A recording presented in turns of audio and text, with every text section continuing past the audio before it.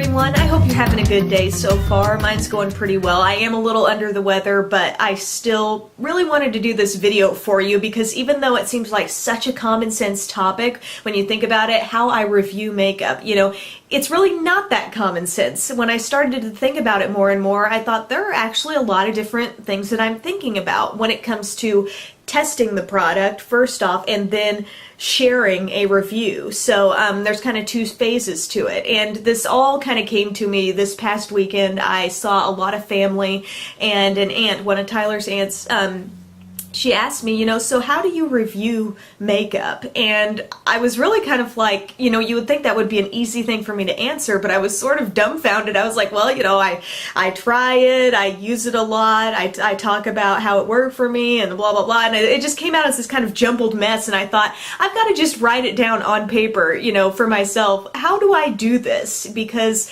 I've been doing videos for more than 4 years now. I've got close to 700 videos. I've done a lot of reviews, both blog reviews and videos. And I thought this would just be useful for viewers to know, what am I thinking about when I'm trying to determine if a product is good or not. So I hope you find it interesting. If you don't, I'm sorry, but I just wanted to share this with you. I'm sure there's a bunch of ways to go about reviewing something. I'm not claiming I have the right way. It's just the way that I've been doing it and the way I like to do it. So that's what it is. But just starting off talking about testing, first off, you want to read about the claims.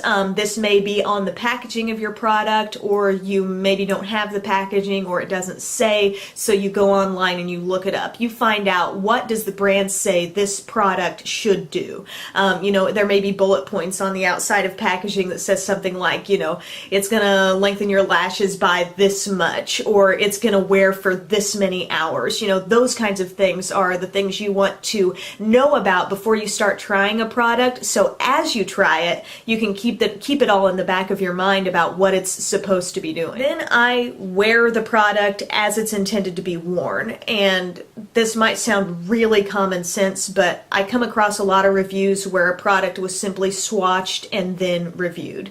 And I mean, a swatch might tell you color, but there's formulas to think about. There's staying power. There's other factors that you don't know about unless you've worn it. And oftentimes it's going to take me quite a few times to wear something and really know what I think about it. And I don't think there has to be any hard and fast rule in terms of exactly how many times you need to, be wearing this foundation or this lipstick before you can develop an opinion on it. I think you're continuously developing opinions on it, and I think you can almost get more accurate the longer you wear something, the more experience you've had with a product. And I think there are some products, for me personally, it takes me longer to get an opinion on. That kind of brings me to my other point here, which is considering the variables. So what are the other things? I'm not trying to get too scientific here, like, oh, we're doing a science experiment, but what are the other things that are possibly interacting with the product you have on? For example, maybe you decide, I'm going to try this foundation,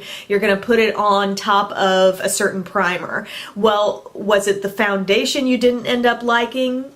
Or was it the primer you paired it with?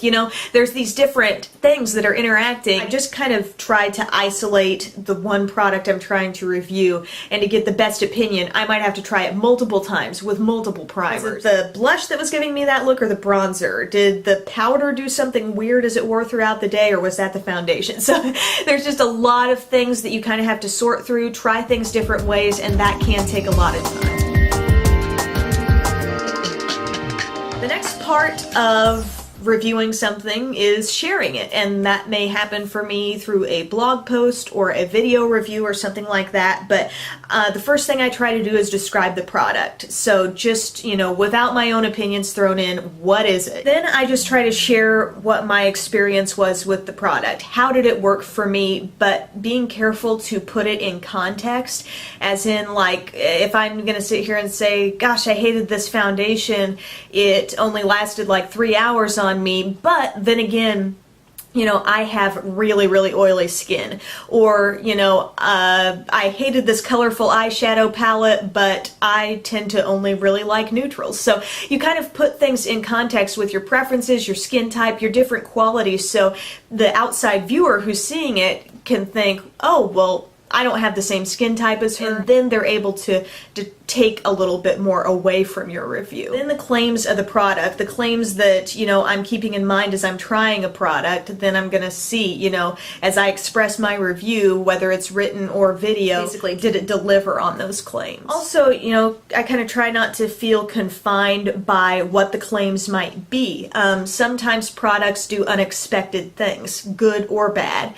Sometimes it claims to do one thing, and maybe you find, oh, but I've got this really great little, you know, side benefit in this way. You know, maybe this mascara, I didn't like using it on its own, but man, was it great layered over this other kind. That's what you can offer that a brand can't. You know, that's what personal experience, and that's what makes YouTube great and bloggers and reviewers great, is that, you know, you're hearing someone's personal experience with it. So what outside of the basic claims did you notice or really stood out to you? Something I've tried to do, especially within the past year, is demonstrate if possible. I've gotten into doing a lot more review tutorials, I guess you might call it. For me, if I'm going to watch a video, I'm going to learn a lot more, probably if I watch the product being used instead of just listening to someone talk about it. And finally, what can I compare this product to? I remember, you know, and this is an easy example, but when I had the Naked 2 palette, I compared it to the Naked 1.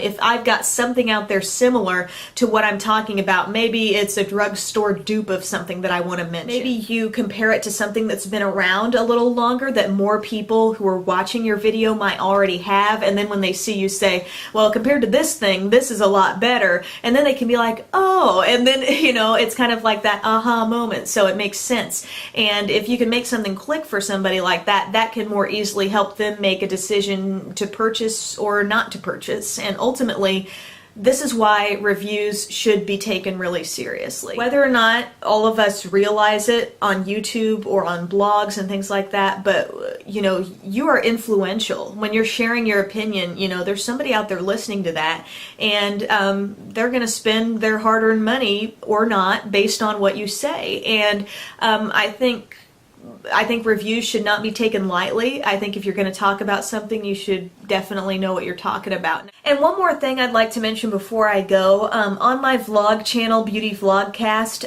I've started up my series on confidence building. It's based on a talk that I gave recently at a teen conference, but I really think this applies to all ages, and the title was so long that I kind of brought it down to call this my Best Self series, and it's going to be 6 parts pretty much. So I've started with part 1. That's already up there on my channel, so if you want to check that out, if you're struggling with confidence, self-esteem issues, just kind of achieving your potential, things like that, this is just kind of based on personal experiences that I've had. Just wanted to let you know that that's out there now. I know I talked about it when I first launched my channel, and now it's happening. So thanks for watching, guys. Have a great day.